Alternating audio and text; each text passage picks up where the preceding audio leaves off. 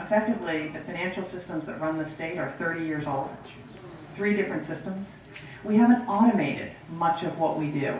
And I know that the way you find fraud in big systems is it has to be automated, and you look for patterns in the data. I'll give you a perfect example in your own life. If you're in the San Diego area and all of a sudden you go to Nevada and you present your credit card, have you ever had that experience where the merchant says, "Excuse me, would you like to talk to Visa for a second?" Mm-hmm. What you have done is you've triggered their fraud mechanism, because they look at all your patterns, they know you're mostly here in San Diego. Hey, what is she or he doing in Las Vegas? That's the way you find fraud in large systems, but you can't do it unless it's automated. And estimates are in the administration of Medi-Cal and Medicare, there's between $4.8 and $5.2 billion worth of fraud. If we save that, we'd only get half. I'll take $2.5 billion and send the other half, $2.5 billion to Washington. So those are the kinds of things we have to look at. Thank you for that question. Yeah, right here in the front row. Stand up. Oh. Where do you believe that passion lies in success? The question was, where do you believe passion lies in success? I think it's almost everything. You're going to spend a lot of time at work. And I believe you've got to find something that you love. And when young people ask me all the time, what advice do they have? I say, find something that you love.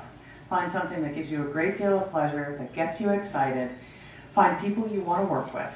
And find a great organization. And I often say to people, if you ever find yourself in an organization where you're being asked to do something that sort of compromises your own ethics, run, do not walk for the door. So I think finding something you love makes all the difference. Think about it. Don't we do better at things we like? Don't we want to spend more time doing things we like? Doesn't it give us much more pleasure? It doesn't mean your job will be easy at every turn. I mean, there are lots of days. There are lots of days today. Not today, exactly today, but there are days where it isn't great fun all the time. So you have to have mental discipline, and you've got to power through the bad times. But if you love what you do, that's where I'd start. So, yeah, right there. Why is it that you or Crown Publishers didn't put an index in your book?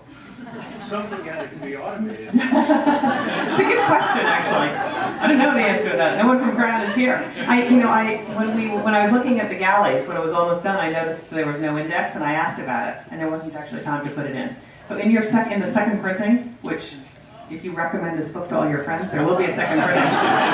If you don't, there won't be. I think we'll do that in a second, so thanks for that. Do you want to ask a question? I do. It's kind of a personal one. That's fine. But you seem very lovely and very nice and very bright, but politics is ugly. Our media is 24/7. Are you prepared for that? Is your husband prepared for that? Are your 2 lovely sons prepared for that? Because it's going to be awful. Yeah. Thank you for that uplifting comment. No, I know exactly what you mean. You're exactly right. And it's unfortunate, isn't it? It's really unfortunate, because you know what? It is not our better selves. We are not lifting each other up. We are tearing each other down. And it may be, in many ways, the demise of our system. And I think it is, I don't know, I think it's much worse today than when I was, this young lady's age. But I had a very good window into this, because I was one of Mitt Romney's national finance chairs. And Mitt is a very good friend. As I mentioned, I worked with him for many years, and I spent a lot of time on his campaign, and I saw what he underwent. And it was awful. Mitt Romney is a Mormon. And as you will recall, he took tremendous criticism on this. And I remember thinking, this is the country of religious freedom. I mean, people came here for religious freedom, and somehow, we've decided this isn't an okay religion. I don't know, I was deeply offended by that. I saw what John McCain went through, because when Mitt stepped down, John asked me to be one of his national chairs. And I traveled with John extensively, and I saw what happened. So I went into this with my eyes wide open. And it is not a good element of this business. It's not. But what holds me together on this is, if you're going to put yourself through this, you have to care a lot about what it is you're trying to do. You have to think you can make a difference to this state. You have to be willing to say, I'm going to put that aside, and I'm going to keep my eye on putting people back to work in California by giving every 3rd grader in California a chance for a better life. So it is not a pretty part of this. And yet, We went in with our eyes wide open. My husband is a saint. And, he understood what we were getting into. And the good news is the boys are a little older now. They're 25 and 22. The oldest one is off, working in his own job on the East Coast. The other one is a junior in college. He's a rugby player, by the way, for those of you who are interested. I have to tell you a funny story. Their team came out to visit us last spring. 30 rugby players, college rugby players. My son is actually 6'5", 220 pounds. But he was medium-sized on the rugby team. It was really crazy. I mean, ever since he's been little, he's always been the biggest. He was not the biggest. And I've never seen boys eat so much. It was remarkable. We went to Costco 5 times in 7 days. I mean, like dozens and dozens of bagels, dozens and dozens of eggs. I mean, it was literally remarkable. That's an aside. But anyway, so they're young men. They're off and running, and it's just part of what you have to know is in it. But I think in many ways it's a shame, because I think more people like you in this audience would serve in public service if you didn't know you were going to face that. And I worry that the very best people don't apply because they don't want to put up with it. So. Yeah, sure. The gentleman right there. I hate to bring this up because it's going to be very embarrassing to you. I read in the Sacramento Bee that you had never registered to vote in the state of California. I mean, New York, New Haven, Hartford, you got a problem. And I hope you've thought of a good reason how you're going to overcome this. So lay it on the table. I've been too busy or what? How are you going to handle that? Yeah. Well, first of all, the Sacramento Bee was not entirely accurate, to your point. So I actually registered to vote in 1980 and registered in San Francisco in 82. And obviously when we went back to Boston, came back, registered here again. What is true, however, is my voting record is not perfect. So it's not true what the Sacramento Bee said, but that doesn't really make much difference because my voting record I'm not proud of. And I'll say a couple things. Why is that?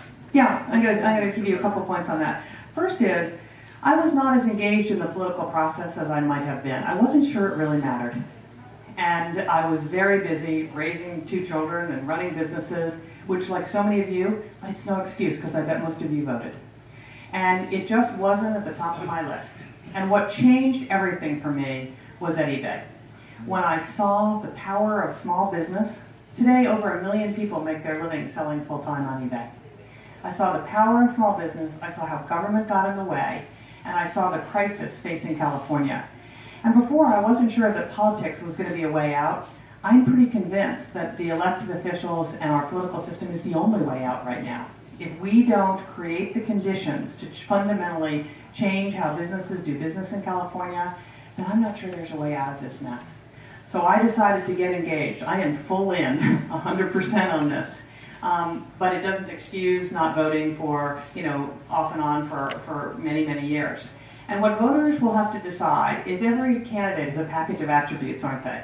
Good things, not such good things. And people will have to look at this package of attributes and they'll say, we think she's great, we like what she stands for, we don't like these 2 things, but we like this.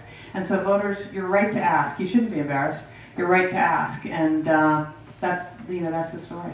I think you got to put it right out front and explain just the way you have tonight, but don't sweep it under the table.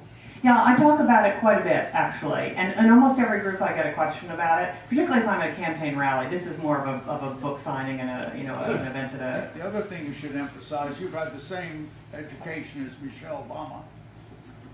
Well, I went to Princeton, that's for sure. Yeah, I was in just the 4th class of women at Princeton. I'm older than she is, so anyway. Well, good. Well, I think we need to get on to the book signing, and I'd like to chat with each of you as you come through. But thank you very much for coming tonight. It's a real pleasure. It's been a great